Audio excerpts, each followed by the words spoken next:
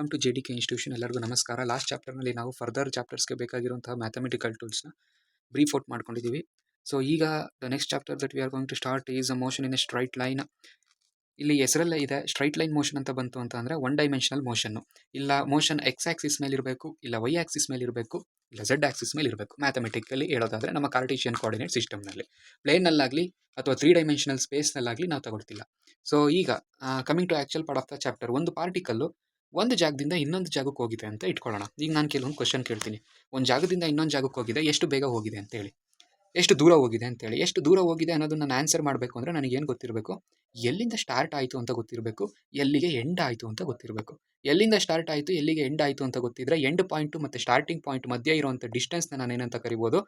The distance travelled by the particle ಅಂತ ಹೇಳಿ ಕರಿಬೋದು. ಆಯಿತು, ಎಷ್ಟು ಬೇಗ ಹೋಯಿತು ಅಂತ ಹೇಳಬೇಕು. ಎಷ್ಟು ದೂರ ಹೋಯಿತು ಅನ್ನೋದು ಮೊದಲನೇ ಕ್ವಶನ್ ಆದರೆ, ಎಷ್ಟು ಬೇಗ ಹೋಯಿತು ಅನ್ನೋದು ಎರಡನೇ ಕ್ವಶನ್ನು.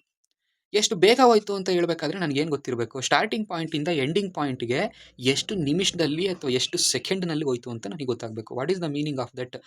ಆ ಸೆಕೆಂಡು ಮಿನಿಟ್ ಅಂದರೆ ಏನು? ಟೈಮು. ಸೊ ಎಷ್ಟು ಟೈಮ್ನಲ್ಲಿ ಈ ಒಂದು ಮೋಷನ್, ಈ ಒಂದು ಪ್ರೋಸೆಸ್ ಕಂಪ್ಲೀಟ್ ಆಗಿದೆ ಅಂತೇಳಿ ನಾನು ತಿಳ್ಕೊಳ್ಳೋದು. ಮೊದಲನೇ ಟರ್ಮ್ ಏನಿದೆಯಲ್ಲ, ಒಂದು ಸ್ಟಾರ್ಟಿಂಗ್ ಪಾಯಿಂಟಿಂದ ಇನ್ನೊಂದು ಎಂಡಿಂಗ್ ಪಾಯಿಂಟಿಗೆ ಅದರ ಪೊಸಿಷನನ್ನು ಚೇಂಜ್ ಮಾಡಿದ್ದು, ಅದನ್ನು ನಾವು ಎರಡು ಥರ ಕೆಟಗರೈಸ್ ಮಾಡ್ತೀವಿ. ಮೊದಲನೇದು ಡಿಸ್ಟೆನ್ಸ್ ಟ್ರಾವೆಲ್ಡ್ ಅಂತ ಹೇಳ್ತೀವಿ, ಮತ್ತು ಎರಡನೇದು ಡಿಸ್ಪ್ಲೇಸ್ಮೆಂಟ್ ಅಂತ ಹೇಳ್ತೀವಿ.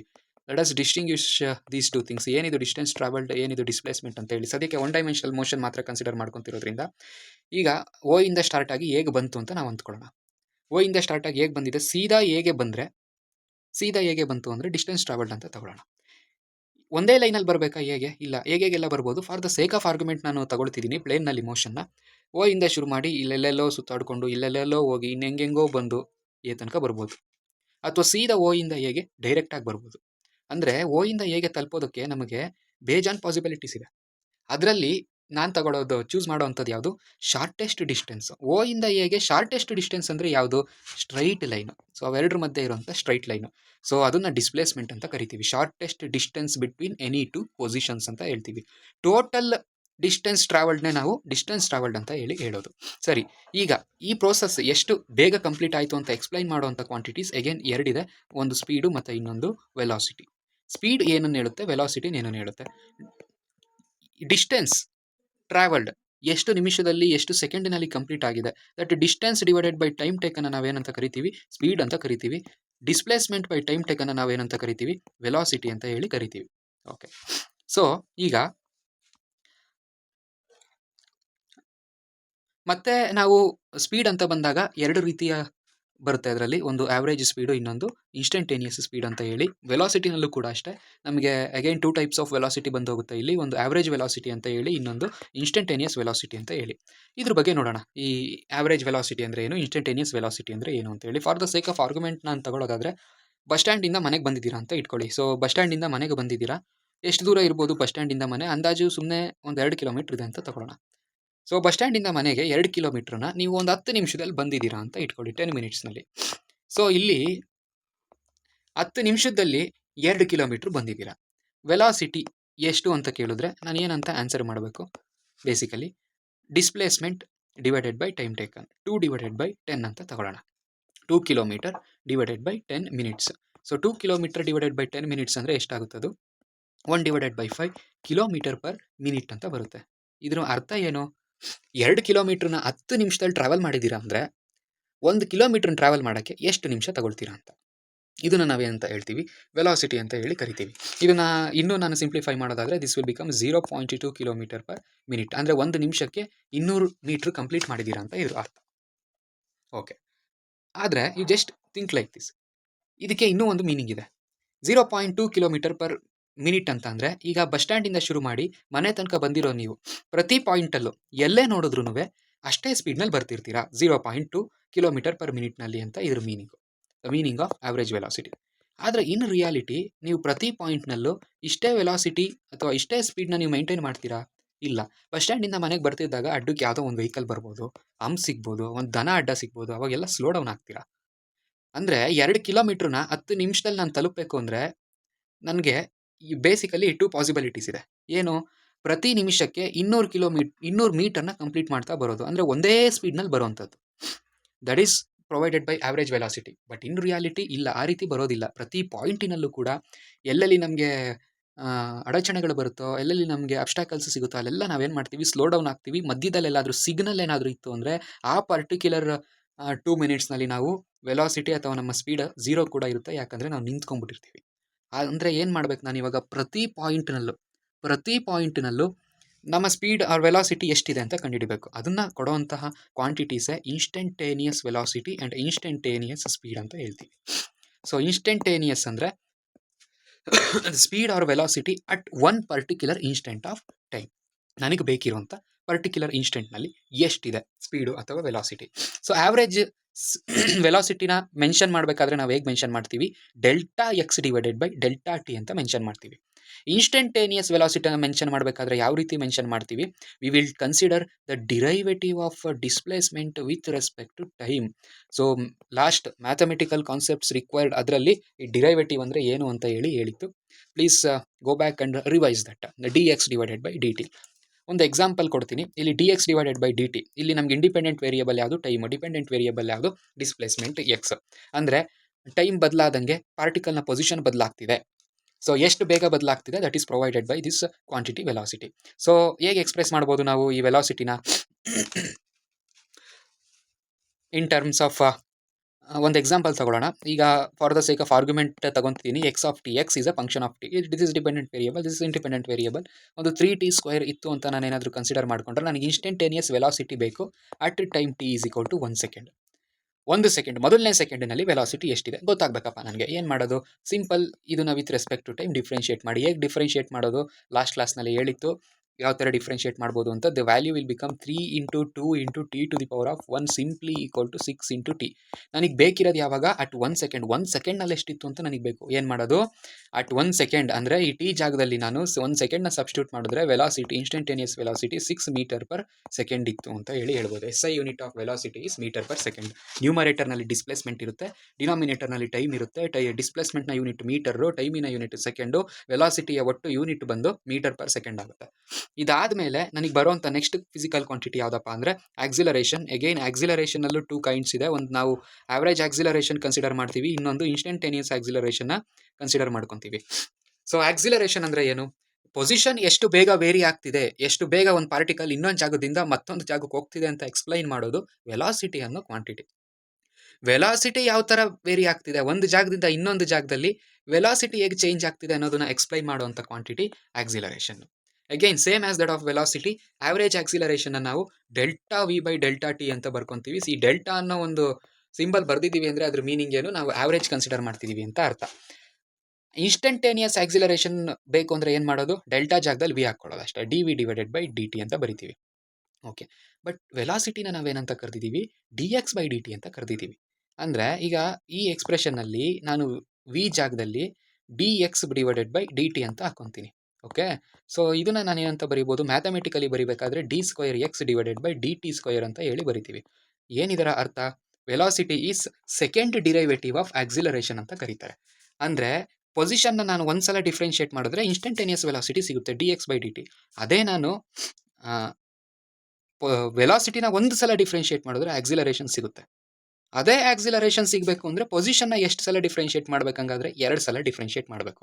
ಆ 2 ಅನ್ನೋದನ್ನೇ ನಾವು ಇಲ್ಲಿ ಇಂಡಿಕೇಟ್ ಮಾಡೋದು. ಈ 2 ಅನ್ನೋದು ಏನನ್ನು ಇಂಡಿಕೇಟ್ ಮಾಡುತ್ತೆ, ಆ 2 ಅನ್ನೋದು basically it indicates that we have differentiated position 2 times with respect to time to obtain the acceleration. Okay, ಇದು ಕೆಲವೊಂದು ಫಂಡಮೆಂಟಲ್ ಟರ್ಮಿನಾಲಜೀಸು ಈ ಚಾಪ್ಟರ್ನ ಕಲೀಲಿಕ್ಕೆ ನಮಗೆ ಬೇಕಾಗಿರುವಂಥದ್ದು. ಅದಾದಮೇಲೆ ನಮಗೆ ಒಂದಷ್ಟು ಈಕ್ವೇಷನ್ಸ್ ಸಪೋರ್ಟ್ ಬೇಕಾಗುತ್ತೆ ಪ್ರಾಬ್ಲಮ್ಸ್ ಮಾಡಬೇಕಾದ್ರೆ. ಅದು ಯಾವುದಪ್ಪ ಅಂದರೆ equations of motion for constant acceleration.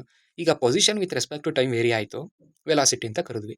Velocity with respect to time vary ಆಗುತ್ತೆ, ಆಕ್ಸಿಲರೇಷನ್ ಅಂತ ಕರಿತೀವಿ. ಆಕ್ಸಿಲರೇಷನ್ನೇ with respect to time vary ಆಗ್ಬೋದಾ ಹಂಗಾದರೆ, ಡೆಫಿನೆಟ್ಲಿ ವೇರಿ ಆಗ್ಬೋದು.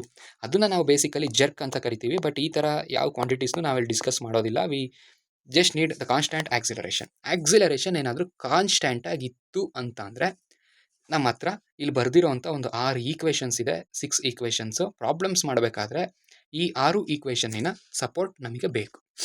ಓಕೆ, ಈ ಈಕ್ವೇಷನ್ನ ಮೀನಿಂಗ್ ಏನು ಅಂತ ನೋಡ್ಕೊಂಬಿಡೋಣ. ಈ ಈಕ್ವೇಷನ್ಸ್ನ ನಾವೇನಂತ ಕರಿತೀವಿ, ಕಾನ್ಸ್ಟೆಂಟ್ ಆಕ್ಸಿಲರೇಷನ್ ಈಕ್ವೇಷನ್ಸ್ ಅಂತ ಕರಿತೀವಿ. ಸ್ಪೆಷಲಿ ಈ ಕಾನ್ಸ್ಟೆಂಟ್ ಆಕ್ಸಿಲರೇಷನ್ ಈಕ್ವೇಷನ್ಸ್ನಲ್ಲಿ ನಮಗೆ ಗೊತ್ತಿರಬೇಕಾಗಿರುವಂಥದ್ದು ಯಾವುದು, ಮೇಯ್ನ್ಲಿ ಇಂಪಾರ್ಟೆಂಟ್ ಈಕ್ವೇಷನ್ಸ್ 3. ಒಂದು ಮೊದಲನೇದು v is equal to u plus a t ಅಂತ ಒಂದು ಈಕ್ವೇಷನ್. ಮತ್ತು ಇನ್ನೊಂದು ಈ ಮೂರನೇದು s is equal to u t plus half a t square ಅನ್ನೋ ಈಕ್ವೇಷನ್. ಇನ್ನೊಂದು ನಾಲ್ಕನೇದು v square is equal to u square plus 2as ಅಂತ ಬರಿಬೋದು. ಒನ್ ಡೈಮೆನ್ಷನಲ್ ಮೋಷನ್ ಅಲ್ವಾ, ಎಕ್ಸ್ ಆಕ್ಸಿಸ್ ಮೇಲೆ ಮಾತ್ರ ಮೋಷನ್ ಇದ್ದರೆ ಅದನ್ನು ನಾವು ಎಸ್ಸಿನ ಜಾಗದಲ್ಲಿ ಎಕ್ಸನ್ನು ಕೂಡ ಬರಿತೀವಿ. ಫೈನ್. ಸೊ ಈ ಈಕ್ವೇಷನ್ಸ್ ಎಲ್ಲಿಂದ ಬಂತು, ಇದನ್ನು ಡಿರೈವ್ ಮಾಡೋದು ಹೆಂಗೆ? So that's not hour context. We have these equations as mathematical tools in front of us. ಇದನ್ನು ಹೇಗೆ ಹ್ಯಾಂಡಲ್ ಮಾಡೋದು, ಪ್ರಾಬ್ಲಮ್ಸ್ನಲ್ಲಿ ಇದನ್ನು ಹೇಗೆ ಅಪ್ಲೈ ಮಾಡೋವಂಥದ್ದು, ಪ್ರಾಬ್ಲಮ್ ಸಾಲ್ವಿಂಗ್ ಕ್ಲಾಸಸ್ನಲ್ಲಿ ನಾವು ಇದನ್ನು ಹೇಳ್ತಾ ಹೋಗ್ತೀವಿ. ಬಟ್ ಈ ಈಕ್ವೇಷನ್ಸಿಂದು ಮೀನಿಂಗ್ ಏನು, ಒಂದು ಇನ್ನರ್ ಮೀನಿಂಗ್ ಏನು ಅನ್ನೋದನ್ನ ನಾವು ಒಂದು ಸಲ ತಿಳ್ಕೊಂಡ್ಬಿಡೋಣ.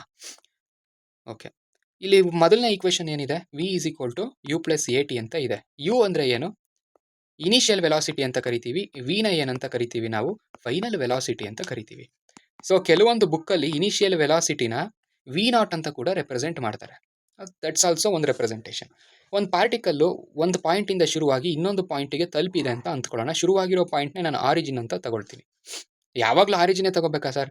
ಈ ಬೇರೆ ಇಲ್ಲಿ ಯಾವುದೋ ಒಂದು ಪಾಯಿಂಟ್ ಎ ಇಂದಾನೆ ಅದ್ರ ಮೋಷನ್ ಶುರುವಾಗಿದೆ ಅಂತಾರೆ, ಆಯಿತು ಅಲ್ಲಿಂದಾನೆ ತಗೊಳ್ಳೋಣ. ಎ ಇಂದ ಶುರುವಾಗಿದೆ, ಬಿಗೆ ಎಂಡ್ ಆಗಿದೆ ಅಂತ ಹೇಳಿ ತಿಳ್ಕೊಂಡ್ರೆ, ಏನಲ್ಲಿ ಇದರ ಮೋಷನ್ ಶುರುವಾದಾಗ ಎಷ್ಟು ವೆಲಾಸಿಟಿ ಇತ್ತು, ಆಲ್ರೆಡಿ ವೆಲಾಸಿಟಿ ಇದ್ದರೆ ಅದು ಇನಿಷಿಯಲ್ ವೆಲಾಸಿಟಿ. ಇಲ್ಲ, ಇದರ ಮೋಷನ್ ರೆಸ್ಟಿಂದ ಸ್ಟಾರ್ಟ್ ಆಗಿದೆ ಅಂತ ಅಂದರೆ ನಾವು ಇನಿಷಿಯಲ್ ವೆಲಾಸಿಟಿನ ಏನಂತ ತಗೊತೀವಿ, of course 0 metre per second ಅಂತ ಹೇಳಿ ಕನ್ಸಿಡರ್ ಮಾಡ್ಕೊತೀವಿ. ಸರಿ, ಎಂಡ್ ಆದಾಗ, ಇದರ ಮೋಷನ್ ಎಂಡ್ ಆದಾಗಲೇ ಅಂತ ಏನಿಲ್ಲ, ನಾನು ಒಂದು ಪಾಯಿಂಟಲ್ಲಿ ಯಾವ ಪಾಯಿಂಟ್ನಲ್ಲಿ ವೆಲಾಸಿಟಿ ಶುರುವಾಗಿದೆ ಅಂತ ಕೊಟ್ಟಿದ್ದಾರೋ, ಯಾವ ಪಾಯಿಂಟಿಂದ ನೀವು ಪಾರ್ಟಿಕಲ್ನ ಅಬ್ಸರ್ವ್ ಮಾಡೋದಕ್ಕೆ ಶುರು ಮಾಡಿದ್ದೀರೋ ಅದೇ ನಮ್ಮ ಪಾಲಿಗಿನ ಇನಿಷಿಯಲ್ ಪಾಯಿಂಟು. ಅದಕ್ಕಿಂತ ಮುಂಚೆ ಅದು ಎಲ್ಲಿಂದನಾದರೂ ಇರ್ಬೋದು, ನಮ್ಗದು ಬೇಕಾಗಿಲ್ಲ. ನಾವು ನೋಡಿದಾಗ ಎಲ್ಲಿಂದ ಶುರುವಾಯಿತು, ಅದು ಪ್ರಾಬ್ಲಮ್ಗಳು ಕೊಟ್ಟಿದ್ದಾಗ ಅವ್ರು ಹೇಳಿರ್ತಾರೆ ಶುರುವಾದಾಗಲೇ ಅದ್ರ ವೆಲಾಸಿಟಿ ಆಲ್ರೆಡಿ ಇಷ್ಟಿತ್ತು ಅಂತ ಹೇಳಿ, ಅದೇ ಇನಿಷಿಯಲ್ ವೆಲಾಸಿಟಿ. ಹಂಗಂದ್ರೆ ಆಫ್ಟರ್ ಸಮ್ ಟೈಮ್ ಟಿ, ಒಂದಷ್ಟು ಟೈಮ್ ಮುಗಿದ ಮೇಲೆ, ಇಲ್ಲಿ ಟಿ ಅಂದರೆ ಏನು, ಅಟ್ ಎ ಪರ್ಟಿಕ್ಯುಲರ್ ಟೈಮ್ ಅಂತ ಅಲ್ಲ ಇದರ ಅರ್ಥ. ಇಲ್ಲಿ ಟಿ ಅಂದರೆ ಎಲಾಪ್ಸ್ಡ್ ಟೈಮ್ ಅಂತ ಅರ್ಥ. ಅಂದರೆ ಮೋಷನ್ ಸ್ಟಾರ್ಟ್ ಆದಾಗಿಂದ ಅಥವಾ ನಾವು ಮೋಷನನ್ನು ಅಬ್ಸರ್ವ್ ಮಾಡಿದಾಗ್ಲಿಂದ ಎಂಡ್ ಆಗುವ ತನಕ ಎಷ್ಟು ಟೈಮ್ ಕಳೆದಿದೆ. 2 ಸೆಕೆಂಡ್ ಆಯಿತಾ, 1 ಸೆಕೆಂಡ್ ಆಯಿತಾ, 10 ನಿಮಿಷ ಆಯಿತಾ, 1 ಗಂಟೆ ಆಯಿತಾ, ಆ ಎಲಾಪ್ಸ್ಡ್ ಟೈಮ್ನ ನಾವೇನಂತ ತಗೊಳ್ತೀವಿ, ಈ ಟಿ ಅಂದರೆ ಅದು ಈಕ್ವೇಷನಲ್ಲಿ ಬರುವಂಥದ್ದು. So final velocity, initial velocity, acceleration, time. ಅದೇ ಥರ ಇನ್ನೆರಡು ಈಕ್ವೇಷನ್ ಬರ್ತಾ ಹೋಗುತ್ತೆ ನಮಗೆ. ಸೆಕೆಂಡ್ ಈಕ್ವೇಷನ್ ಏನು, delta x is equal to u t plus half a t square. As usual ಇಲ್ಲಿ ಟೈಮ್ ಅಂದರೆ ಏನು, ಎಲಾಪ್ಸ್ಡ್ ಟೈಮ್, ಈ ಮೋಷನ್ ಶುರುವಾಗಿ ಎಂಡ್ ಆಗಿರೋ ಮಧ್ಯದಲ್ಲಿ ಎಷ್ಟು ಟೈಮ್ ಕಳೆದಿದೆ ಅಂತ ಅನ್ನೋದು. ಎ ಬಂದು ಆಕ್ಸಿಲರೇಷನ್, ಯು ಬಂದು ಇನಿಷಿಯಲ್ ವೆಲಾಸಿಟಿ. ನಿಮ್ಗೆ ಆಶ್ಚರ್ಯ ಬಂದು ನಾನೇನು ಡೆಲ್ಟಾ ಎಕ್ಸ್ ಅಂತ ಬರೆದೆ ಇಲ್ಲಿ ಅಂತ. ನಾನು ಆಗಲೇ ಹೇಳಿದೆ, ಮೋಷನ್ ಏನು ಆರಿಜಿನಿಂದನೇ ಶುರುವಾಗಿದೆ ಅಂತ ತಗೋಬೇಕಾ ನಾನು? ಖಂಡಿತ ಇಲ್ಲ. ಬೇರೆ ಯಾವುದೋ ಮಿಡ್ ಪಾಯಿಂಟಿಂದ ಶುರುವಾಗಿರ್ಬೋದು. ಬೇರೆ ಯಾವುದೋ ಮಿಡ್ ಪಾಯಿಂಟಿಂದ ಶುರುವಾಗಿದೆ ಅಂದರೆ ಏನರ್ಥ, ಆಲ್ರೆಡಿ ನಿಮ್ಮ ಪಾರ್ಟಿಕಲ್ಗೆ ಒಂದು ಇನಿಷಿಯಲ್ ಪೊಸಿಷನ್ ಇದೆ, ಎಕ್ಸ್ ಐ ಅಂತ ತಗೊಳ್ಳೋಣ. ಸೊ ಎ ಇಂದ ಶುರುವಾಗಿ ಫೈನಲ್ ಬಿಗೆ ಬಂತು. ಸೊ ಬಿನ ಫೈನಲ್ ಪೊಸಿಷನ್ ಏನಂತ ಕರೆಯೋಣ, ಎಕ್ಸ್ ಎಫ್ ಅಂತ ಕರೆಯೋಣ. ಎಕ್ಸ್ ಎಫ್ನಲ್ಲಿ ಎಕ್ಸ್ ಐನ ಕಡಿದ್ರೆ, ಎಕ್ಸ್ ಎಫ್ನಲ್ಲಿ ಎಕ್ಸ್ ಐನ ಮೈನಸ್ ಮಾಡಿದ್ರೆ, x f minus x i. So x ಎಫ್ನಲ್ಲಿ ಎಕ್ಸ್ ಐನ ಮೈನಸ್ ಮಾಡಿದ್ರೆ, ಇಷ್ಟು ಉದ್ದ ಲೈನಲ್ಲಿ ಇಷ್ಟು ಲೈನ್ನ ತೆಗೆದಾಕಿದ್ರೆ ನನಗೆ ಉಳಿಯೋದೆಷ್ಟು, ಇಷ್ಟು. ಅಂದರೆ ಎಷ್ಟು ಡಿಸ್ಪ್ಲೇಸ್ಮೆಂಟ್ ಆಯಿತು, ಆ ಡೆಲ್ಟಾ ಎಕ್ಸ್ ನನಗೆ ಸಿಗುತ್ತೆ. ಆರಿಜಿನಿಂದನೇ ನಮ್ಮ ಮೋಷನ್ ಶುರುವಾಗಿದೆ ಅಂದರೆ ಏನರ್ಥ, ಎಕ್ಸ್ ಐನ ನಾವು 0 ಅಂತ ತಗೊತೀವಿ. ಆಗ ನಿಮ್ಮ ಈಕ್ವೇಷನಲ್ಲಿ ಹೇಗೆ ಚೇಂಜ್ ಆಗುತ್ತೆ, ಸಿಂಪಲ್ ಆಗಿ x is equal to u t plus half a t square ಅಂತ ಬಂದ್ಬಿಡುತ್ತೆ. ಬಟ್ ನೆನಪಿರಲಿ, ಯಾವಾಗಲೂ ಮೋಷನ್ನು ಆರಿಜಿನಿಂದನೇ ಶುರುವಾಗೋ ಥರ ಕೊಡಬೇಕು ಅಂತೇನಿಲ್ಲ, ಖಂಡಿತ ಇಲ್ಲ. ಆಲ್ರೆಡಿ ಒಂದು ಸರ್ಟೈನ್ ಸ್ಪೆಸಿಫೈಡ್ ಪೊಸಿಷನಿಂದ ಮೋಷನ್ ಶುರುವಾಗಿದೆ ಅಂತಂದರೆ ನಾವು ಎಕ್ಸ್ ಐ ಜಾಗದಲ್ಲಿ ಅದನ್ನೇ ಸಬ್ಸ್ಟಿಟ್ಯೂಟ್ ಮಾಡಬೇಕಾಗುತ್ತೆ. ಸೊ ಈ ಮೂರು ಈಕ್ವೇಷನ್ಸ್ನ ನಾವು ಕಾನ್ಸ್ಟೆಂಟ್ ಆಕ್ಸಿಲರೇಷನ್ ಈಕ್ವೇಷನ್ಸ್ ಅಂತ ಕರಿತೀವಿ. ಈ motion in straight line chapter handle ಮಾಡಬೇಕಾದ್ರೆ ನಿಮಗೆ ಈ ಬೇಸಿಕ್ ಮೀನಿಂಗ್ ಏನಿದೆ, ಇನ್ಸ್ಟಂಟೇನಿಯಸ್ ವೆಲಾಸಿಟಿದು, ಆವ್ರೇಜ್ ವೆಲಾಸಿಟಿದು, ಸ್ಪೀಡಿಂದು, ವೆಲಾಸಿಟಿದು, ಆಕ್ಸಿಲರೇಷನ್ದು, ಅದರಲ್ಲೂ ಆವ್ರೇಜ್ ಆಕ್ಸಿಲರೇಷನು, ಇನ್ಸ್ಟಂಟೇನಿಯಸ್ ಆಕ್ಸಿಲರೇಷನ್ದು, ಇಷ್ಟು ನಿಮಗೆ ತುಂಬ ಚೆನ್ನಾಗಿ ಗೊತ್ತಿರಬೇಕು. ನಾವಿಲ್ಲಿ ಒಂದು 5 ಈಕ್ವೇಷನ್ಸ್ನ ಕೊಟ್ಟಿದ್ದೀವಿ ನಮ್ಮ ಸಿನಾಪ್ಸಿಸಲ್ಲಿ. ಸೊ 5 ಈಕ್ವೇಷನ್ಸ್ನ ಚೆನ್ನಾಗಿ ನೋಡ್ಕೊಳ್ಳಿ. 5 ಈಕ್ವೇಷನ್ಸ್ ನೆನಪಿರಲೇಬೇಕಾ? Is that necessary? ಇಲ್ಲ. ನಾನು ಹೇಳಿರೋಂಥ ಈ 3 ಕಂಪಲ್ಸರಿ ನಿಮಗೆ ನೆನಪಿರಲೇಬೇಕು, ಗೊತ್ತಿರಲೇಬೇಕು. ಅಟ್ಲೀಸ್ಟ್ ಆ 3 ಆದರೂ ಗೊತ್ತಿದ್ರೆ ಏನು ಬೇಕಾದರೂ ಆಟ ಆಡ್ಬೋದು ಇಡೀ ಚಾಪ್ಟರ್ನಲ್ಲಿ. ಸೊ ಈ ಚಾಪ್ಟರ್ನಲ್ಲೇ ನಾವು ಇನ್ನೊಂದು ಇಂಪಾರ್ಟೆಂಟ್ ಕಾನ್ಸೆಪ್ಟ್ ಇದೆ, ಏನಪ್ಪ ಅಂದರೆ ಅದು ಗ್ರಾಫ್ ರೀಡಿಂಗು. ಸೊ ಗ್ರಾಫ್ನ ಯಾವ ಥರ ಸ್ಟಡಿ ಮಾಡೋದು ಅಂತ ಹೇಳಿ ಅದನ್ನು ಕೂಡ ನಾವು ನೋಡ್ತಾ ಹೋಗೋಣ.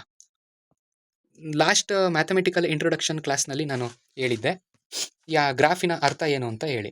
ಸೊ ಈಗ ನಾನು ಗ್ರಾಫ್ ಪ್ಲಾಟ್ ಮಾಡಬೇಕಾದ್ರೆ, ಸೊ ಎಕ್ಸ್ ಆಕ್ಸಿಸ್ನಲ್ಲಿ ಏನು ತಗೊತೀನಿ, ನನಗೆ ಬೇಕಿರೋ ಇಂಡಿಪೆಂಡೆಂಟ್ ವೇರಿಯೇಬಲ್ ತಗೊತೀನಿ. ವೈ ಆಕ್ಸಿಸ್ನಲ್ಲಿ ಏನು ತಗೊತೀನಿ, ಡಿಪೆಂಡೆಂಟ್ ವೇರಿಯೇಬಲ್ ತಗೊತೀನಿ. ಸೊ ಇಲ್ಲಿ ಎಕ್ಸ್ ಆಕ್ಸಿಸ್ನಲ್ಲಿ ನಾನು ಟೈಮ್ ತಗೊಂಡೆ ಅಂತ ಅಂದ್ಕೊಳ್ಳಿ, ವೈ ಆಕ್ಸಿಸ್ನಲ್ಲಿ ನಾನು ಪೊಸಿಷನ್, ಅದನ್ನು ಎಸ್ ಅಂತ ಬರೆಯೋಣ, ಪೊಸಿಷನ್ ತಗೊಂಡಿದ್ದೀನಿ ಅಂತ ಅಂದ್ಕೊಳ್ಳಿ. ಒಂದು ಪಾರ್ಟಿಕಲ್ನ position with respect to time vary ಆಗ್ತಿದೆ ಅಂದರೆ ಅದರ ಅರ್ಥ ಅದು ನಾನು ಗ್ರಾಫಲ್ಲಿ ತೋರಿಸ್ಬೇಕು. ಹೇಗೆ ತೋರಿಸೋದು, ಇಫ್ ಸಿಂಪಲ್ ರಿಲೇಷನ್ ತಗೊಳ್ಳೋಣ, ಏನಂತ ಹೇಳಿ, v is equal to s divided by t ಅಂತ ತಗೊಳ್ಳೋಣ. ಆ್ಯಂಡ್ ಎಸ್ನ ನಾನು ಏನಂತ ಬರಿಬೋದು, ವಿ ಇಂಟು ಟಿ ಅಂತ ಬರಿಬೋದು. ಈ ಈಕ್ವೇಷನ್ನು ಯಾವುದಕ್ಕೆ ಸಿಮಿಲರ್ ಆಗಿದೆ, y is equal to m ಎಕ್ಸಿಗೆ ಸಿಮಿಲರ್ ಆಗಿದೆ ಕಂಪೇರ್ ಮಾಡ್ಕೊಂತಂದ್ರೆ. ಇದು ನೋಡಿ ಎಕ್ಸ್ ಜಾಗದಲ್ಲಿ ಟಿ ಇದೆ, ವೈ ಜಾಗದಲ್ಲಿ ಎಸ್ ಇದೆ. ಏನು ಬರುತ್ತೆ nature of the graph, simple ಆಗಿ ನಮಗೆ ಸ್ಟ್ರೈಟ್ ಲೈನ್ ಬರ್ತಾ ಹೋಗುತ್ತೆ. Straight line starts from origin. ಆಯಿತು, ನನಗೆ ವೆಲಾಸಿಟಿ ಬೇಕಲ್ಲ, ಏನು ಮಾಡೋದು ನೋಡಿ, ಎರಡು ಈಕ್ವೇಷನ್ನ ಕಂಪೇರ್ ಮಾಡಿದ್ರೆ ಇಲ್ಲಿ ವೆಲಾಸಿಟಿ ಅಂದರೆ ಏನು, ಸ್ಲೋಪು. ಇಫ್ ಥೀಟಾನ ನಾವು ಸ್ಪೆಸಿಫೈ ಮಾಡಿತ್ತು ಅಂದರೆ ವೆಲಾಸಿಟಿನ ಡೈರೆಕ್ಟಾಗಿ ಹೇಳ್ಬೋದು ಟ್ಯಾನ್ ಥೀಟಾ ಅಂತ ಹೇಳಿ. ಇಲ್ಲ ಅಂತ ವೆಲಾಸಿಟಿನ ಕಂಡುಹಿಡಿಯೋದಕ್ಕೆ we have to find the slope at any point on this curve. ಆಯಿತು, ಇದು ಆರಿಜಿನಿಂದ ಮೋಷನ್ ಶುರುವಾಗಿದ್ದರೆ, ಆರಿಜಿನಿಂದ ಶುರುವಾಗಿಲ್ಲ, ಆಲ್ರೆಡಿ ನಾನು ಈ ಪಾರ್ಟಿಕಲ್ನ ಅಬ್ಸರ್ವ್ ಮಾಡೋಕ್ಕೆ ಶುರು ಮಾಡಿದಾಗ ಅದು ಒಂದಷ್ಟು ಡಿಸ್ಪ್ಲೇಸ್ಮೆಂಟ್ ಆಗಿತ್ತು ಅಂತ ಬಂತು ಅಂದರೆ ಏನು ಮಾಡೋದು, ಈ ಈಕ್ವೇಷನ್ಗೆ ಏನಾದರೂ ಮಾಡಿಫಿಕೇಶನ್ಸ್ ಮಾಡಬೇಕಾ? ಎಸ್, ಲಾಸ್ಟಿಗೆ ನೀವು ಕಣ್ಣಾರೆ ನೋಡಿದಾಗ at time t is equal to zero, time t is equal to zero ಅಂದರೆ ನೆನಪಿರಲಿ, ಟೈಮ್ ಈಸ್ ನಾಟ್ ಅಬ್ಸಲ್ಯೂಟ್. ಒಂದು ಈವೆಂಟನ್ನು ನಾವು ಯಾವಾಗ ನೋಡೋದಕ್ಕೆ ಸ್ಟಾರ್ಟ್ ಮಾಡ್ತೀವೋ ಆ ಮೊಮೆಂಟ್ನ ನಾವು time t is equal to zero ಅಂತ ತೊಗೊಂಡಿದ್ದೀವಿ. ನಾವು ನೋಡಿದಾಗಲೇ ಆಲ್ರೆಡಿ ಅದು ಆರಿಜಿನ್ ಬಿಟ್ಟು ಒಂದಷ್ಟು ದೂರದಲ್ಲಿ ಇತ್ತು ಅಂತ ಅಂದಾಗ ಈ ಈಕ್ವೇಷನಿಗೆ ನಾವೇನು ಮಾಡಬೇಕು, ಆ ಇನಿಷಿಯಲ್ ಡಿಸ್ಪ್ಲೇಸ್ಮೆಂಟ್ನ ಆ್ಯಡ್ ಮಾಡ್ಕೋಬೇಕು. ಹಾಗೇನಾದರೂ ನಾನು ಗ್ರಾಫ್ ಪ್ಲಾಟ್ ಮಾಡ್ತೀನಿ ಅಂತ ತೊಗೊಂಡ್ರೆ, ಸೊ ನನಗೇನು ಬರುತ್ತೆ graph, straight line which cut x axis at particular point, sorry y axis at some particular point, y axis ಅನ್ನೋ ಬದಲು ಪೊಸಿಷನ್ ಆಕ್ಸಿಸ್ ಅಂತ ಕರಿಬೋದು. ಸೊ ಇದು ಏನು ಕೊಡುತ್ತೆ ನನಗೆ, ಆ ಇನಿಷಿಯಲ್ ಡಿಸ್ಪ್ಲೇಸ್ಮೆಂಟ್ ಎಷ್ಟಿತ್ತು ಅನ್ನೋದನ್ನು ಕೊಡುತ್ತೆ.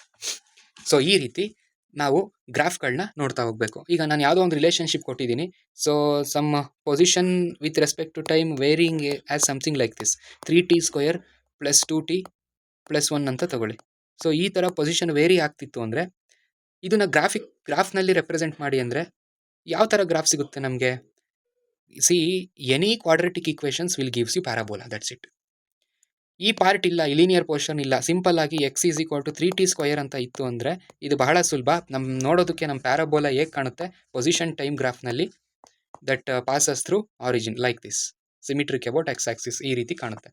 ಇಲ್ಲ ಈ ಥರ ಈ ಲೀನಿಯರ್ ಪೋರ್ಷನ್ ಆ್ಯಡ್ ಮಾಡಿದೆ ಅಂದಾಗ ಸೊ ಏನಾಗುತ್ತೆ, ಎಕ್ಸ್ ಆಕ್ಸಿಸ್ ಮೇಲೆ ಒಂದಷ್ಟು ಡಿಸ್ಪ್ಲೇಸ್ಮೆಂಟ್ ಆಲ್ರೆಡಿ ಮಾಡುತ್ತೆ. ಸೊ ಇನ್ನೂ ಕೂಡ ನಾವು ಈ ಗ್ರಾಫಿಕಲ್ ಅನಾಲಿಸಿಸ್ ಇನ್ನೂ ಡೀಪಾಗಿ ಡಿಸ್ಕಷನ್ ಮಾಡ್ತೀವಿ. So don't forget to register to our course. So ಅಲ್ಲಿ ಬಂದಾಗ ಇನ್ನೂ ಒಂದಷ್ಟು ನೋಡೋಣ. ಬಟ್ ಆ್ಯಸ್ ಯೂಶುವಲ್ ಈ ಚಾಪ್ಟರ್ಗೆ ನಮಗೆ ಇನ್ನೊಂದು ಇಂಪಾರ್ಟೆಂಟ್ ಕಾನ್ಸೆಪ್ಟ್ ಏನಪ್ಪ ಅಂದರೆ ದಿಸ್ ಗ್ರಾಫ್ ರೀಡಿಂಗ್ ಬೇಕಿದು. ಇದಿಲ್ದಂಗೆ ನಾವು ಮುಂದುವರಿಯೋದಕ್ಕೆ ಆಗಲ್ಲ. ಈ ಎಬಿಲಿಟಿ ಬೇಕು. ಒಬ್ಬ ಫಿಸಿಕ್ಸ್ ಕಲಿತಿದ್ದೀವಿ ನಾವು ಅಂತಂದರೆ, ನಾನೊಂದು ಸ್ಟೇಟ್ಮೆಂಟ್ ಕೊಡ್ತೀನಿ, ಒಂದು ಸ್ಟೇಟ್ಮೆಂಟ್ನ ಒಂದು ಮ್ಯಾಥಮೆಟಿಕಲ್ ಫಾರ್ಮ್ ಆಗಿ ನಿಮ್ಗೆ ಎಕ್ಸ್ಪ್ರೆಸ್ ಮಾಡೋಕ್ಕೆ ಬರಬೇಕು. ಒಂದು ಮ್ಯಾಥಮೆಟಿಕಲ್ ಈಕ್ವೇಷನ್ ಏನು ಹೇಳುತ್ತೆ, ಏನು ರೆಪ್ರೆಸೆಂಟ್ ಮಾಡ್ತಿದೆ ಅಂತ ಹೇಳಿ ನಮ್ಮ ಭಾಷೆಗೆ, ನಮ್ಮ ಆರ್ಡಿನರಿ ಲ್ಯಾಂಗ್ವೇಜಿಗೆ ಟ್ರಾನ್ಸ್ಲೇಟ್ ಮಾಡುವಂಥ ಕೆಪಾಸಿಟಿ ಬರಬೇಕು. ಸೊ ನನ್ನ ಮ್ಯಾಥಮೆಟಿಕಲ್ ಈಕ್ವೇಷನ್ನ ನೀವು ಮತ್ತೆ ಗ್ರಾಫ್ನಲ್ಲಿ ರೆಪ್ರೆಸೆಂಟ್ ಮಾಡುವಂಥ ಒಂದು ಪಿಕ್ಟೋರಿಯಲ್ ರೆಪ್ರೆಸೆಂಟೇಷನ್ ಮಾಡುವಂಥ ಎಬಿಲಿಟಿ ಕೂಡ ಬೆಳೆಸ್ಕೋಬೇಕು. Okay, fine. Thank you one and all. Tune up for the next class.